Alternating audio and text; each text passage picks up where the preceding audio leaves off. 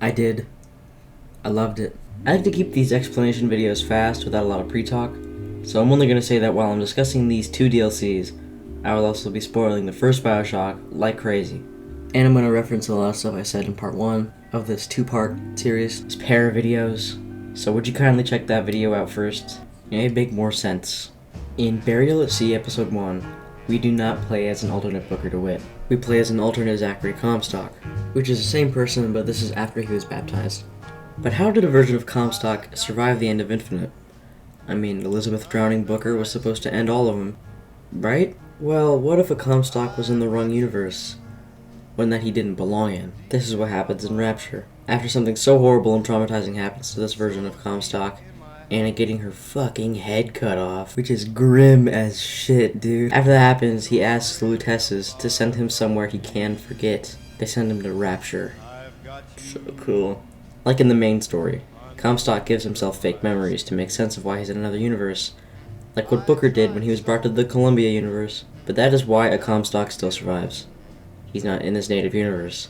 Anyways, Comstock assumes the Booker DeWitt name in Detective Agency once again, down in Rapture. Elizabeth, the same one from Infinite, hires him to find Sally, who was a little girl he cared about, then lost in a supermarket. But back it up. Let's talk about Elizabeth. Like I said, she's the same one from Infinite. She survived the end of that game because of her being all-powerful and seemingly unaffected by any multiverse rules. And since she's the only Elizabeth to succeed in destroying the Siphon, she is unique in this regard. But she's here now in Rapture to end the last version of Comstock. However, before she contacts him at the beginning of the story, she sees how much he cares for Sally, much like how Booker did for her in the main story. So when Sally goes missing, she starts to investigate herself, leading her to Sandra Cohen. So she works for him in order to find out how he's involved in all this. After getting enough information from Cohen, she's 100% sure that he's involved in Sally going missing, and is sure that Sally is alive, finally going to Booker at the start of the story. The two find her, now turned into a little sister, and flush her out of an event where Elizabeth reveals to Booker everything. But that is why she's here, to torment him over the guilt, and then make him remember who he really is, and then kill him. So Sally's Big Daddy, who he defeated, gets back up and skewers him, but then also kills Elizabeth at the end of the episode. We resume in episode 2, where Elizabeth now lives in Paris, after the events of episode 1, like she said she wanted to in Infinite. Paris, that's New York. Does this strike you as good times? Doesn't strike me as good times. But she remembers. She remembers abandoning Sally, and she wants to go back, which she does with the help of the Luteces. However, she's dead here, yet remains because of her quantum superposition. Long explanation short, I searched all over the internet for an explanation. She died in Rapture, yet sort of respawned in another reality, the one in Paris. But if she goes back to Rapture, which she does, her tear powers will be gone, because she died. And without her tear powers, she isn't going back to Paris, or getting out of Rapture at all. She knowingly accepts this to save Sally. No more tears, no more doors, and no more life after this.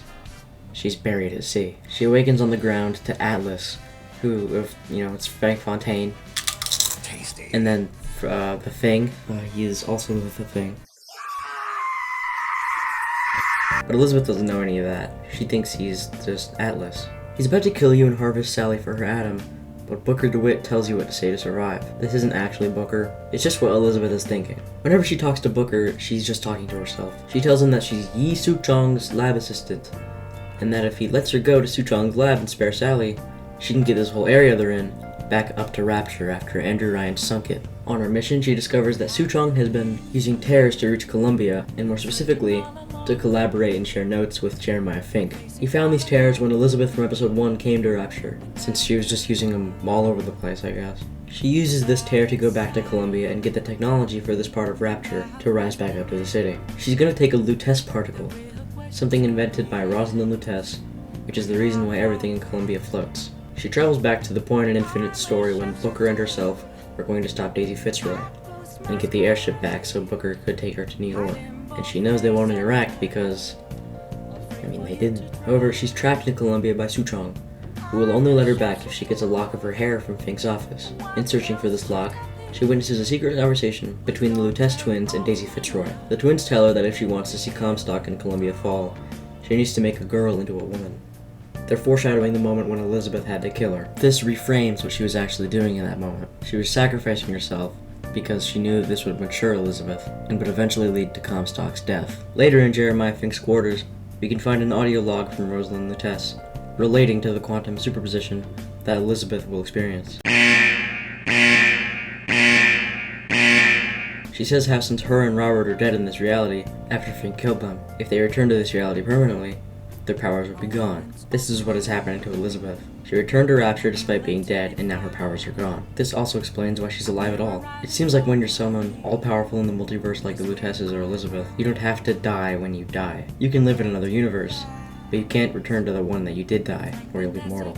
Over the next few runes and voxophones, we can see the extent of the Rapture-Columbia connection, and the collaborations between Suchong and Fink. We hear how the Vigors from Infinite are just a less potent and inefficient version of the plasmids from BioShock 1 and 2, and the reason they're so much better is because they use Atom, from underwater sea slugs that Dr. Tenenbaum discovered were native down in Rapture. Columbia, though, since it's so high in the sky, has to send scientists all the way down to get Atom, so they suck. Or they can make off-brand Atom, which sucks even harder. We also see how Big Daddies and Songbird are connected. Fink tried to use the bonding system between Little Sisters and Big Daddies to bond Elizabeth with Songbird. She was little. There are a bunch of failed experiments until we see a success, when Elizabeth saved Songbird after he crashed into her tower, which seems to be just a choice that she made, surprisingly.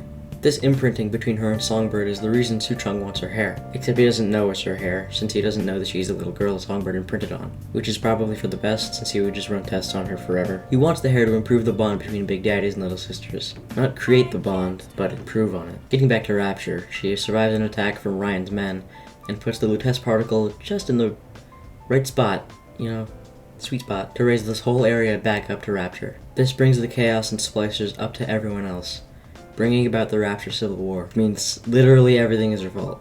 I guess it's like Andrew Ryan's fault, or Atlas's fault, or Sally's fault, oh my god. And the fall of the entire city, which is why it's like that at the beginning of BioShock 1.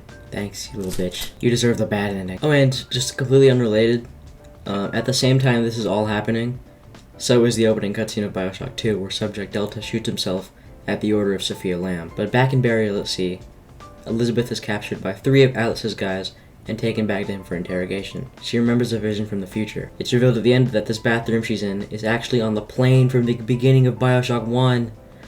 What, dude? But how can she see the future if he doesn't have any powers? Well, she's not using her powers at all.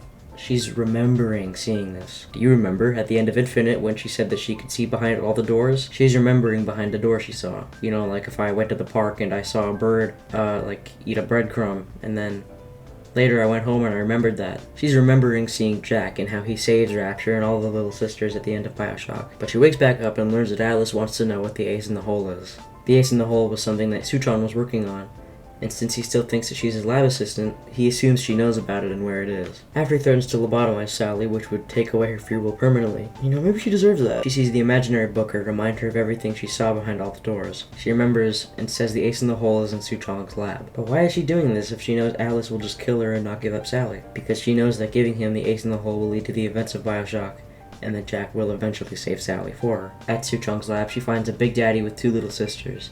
They are unbonded, as he never learned from Fink after he cut ties with him since he didn't need him anymore after Elizabeth and Songbird bonded. It seems that Suchong can't get them to bond in his care, but they can in the wild as seen with Sally. Elizabeth gets them to bond, and after Suchong hits one of the girls, their Big Daddy kills him. At the same time, he's recording an audio log of all this that we can actually find in the original BioShock. Sequence to allow for... Get away, you filthy little shit! Elizabeth finds the ace on his desk, as she saw in her memory. The paper has Jack's fake family on it, and it's hidden to the player what it actually says. She takes this to Atlas, knowing he'll probably kill her, but he doesn't know what it says. However, she reveals to him that it says, "Would you kindly?" setting into motion the entirety of BioShock. He hits her with a wrench. Nice callback, dude. I didn't know you were cool like that. And she dies, ending the entire BioShock series, and also beginning it.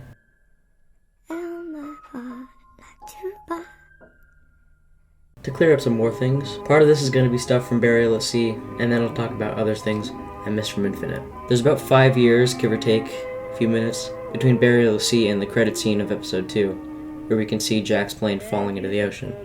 You can also hear Songbird drowning in BioShock 1.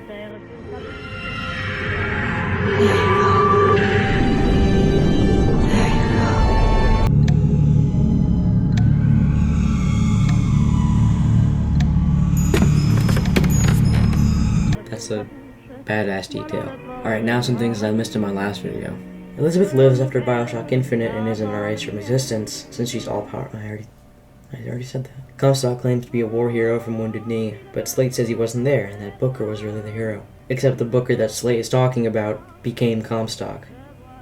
So, you know, maybe shut the fuck up. Elizabeth has any powers at all, because she was experimented on by the Luteces as a baby for that specific purpose. And as for the future of BioShock, well, the team behind it was Irrational Games, who disbanded shortly after Episode 2 was released. Another game has been, confirmed to be in the works. It's also known that BioShock 4 will be developed by Cloud Chamber, whose staff is a mix of BioShock and Mafia veterans. The game Mafia, not like Corleone. But the most fascinating thing is a mysterious official website at there'salwayslighthouse.com, link in the description, named Stay Tuned. This is clearly a reference to the multiverse Elizabeth mentioned in Infinite, how there's always a lighthouse, always a man in a city. This website has just been like this since 2016, however, with no change, but I'm very excited. That is the end of BioShock, and it has been so for nearly a decade.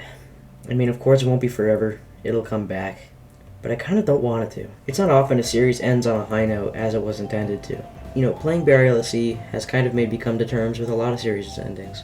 Dishonored specifically. I don't know if anyone cares about this. But after the death of the Outsider solved his biggest mystery and wrapped up the series nicely, I wanted a sequel for years, and I wanted to see it again. But right now, honestly, I'm content with the series never coming back. Same with Metal Gear, I guess. It was never going to stay dead. But if the series ended with V, tying everything back to the start, like Burial at Sea did, wow, probably I'd be fine, But whatever. BioShock 4 would probably be good. I don't think there's a single bad piece of BioShock content in the universe. Except for everything, BioShock sucks. Fuck it. LOL.